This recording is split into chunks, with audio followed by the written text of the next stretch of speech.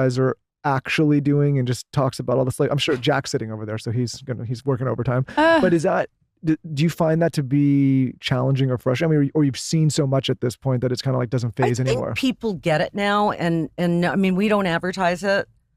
But I think people, and it's not cool to be beating people up so much. It's kind of not okay.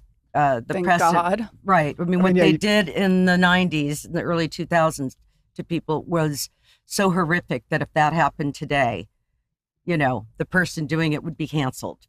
Yeah, you know, it's interesting. Even when sometimes we'll have guests on the show and it'll be like a great interview, and even the headlines that get written just to get that click. I can't believe it. I know. I can't believe, I'm like, this is like literally like 1 second. Not fair. Yeah, and then we'll get a call from someone like Jack, and they'll be like, "What the hell is this?" It's like that's what they do, though. Is they take something and they go, "How do I get the clicks? How do I get the people?" And I imagine that's so frustrating being on the other end of it. They just lose credibility. I see that, and then I don't even click. Yeah, I just know it's fake. Back in the day, it would be in, I won't mention a newspaper, and it would be a complete lie because I was there.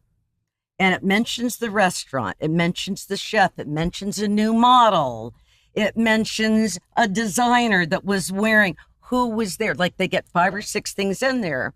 It's like an ad. It's an ad. But they got the click because they threw someone under the bus. They threw somebody under the bus. By the way, some things they'll say are nicer and better than it really is. Huh. But that's not so much anymore. I have to say, I feel like I've been pretty lucky, and I think I'm a nice person, a good person, and I don't feel that I'm pretty happy. I was listening to Kid Rock on an interview of all people. I know it's a strange name, but he was saying for people that have that kind of attention, if you really want to get away from it, there's places you can go and things you could do to get away from it. Like people that say they don't want it and they're curating that and calling it themselves. He's like, there's ways to get away. Listen, we go to Texas and there's no way. Yeah. And so I always find it interesting when people are saying, oh, it's so hard. There's things you can do. Look, what cracks me up is when I see people like Craig's. You go to Craig's, you know there's going to be somebody there. If you're dressed up and you look cute and people invite you and you have something to promote, you know what? You're dressed, you're ready, you have makeup on, you say hi, do your thing. What I don't like is when these famous people go running in like there is a back door, okay? There is a back door.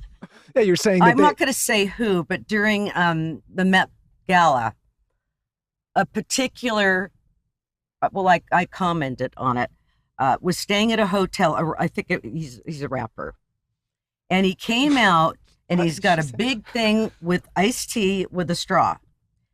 There's a little rope here with maybe 10 fans and another rope here with 10 or 12 fans. 3 people that work for him go out first, 2 on each side and then 2 behind. Now, you can't just wave or smile. So, and they all, even the people working, are meaner than he was. That's crazy. And get into this big car, showing off. So I said, "Oh, really nice to the fans, huh? That's great." I said, I know that hotel. There's a back door."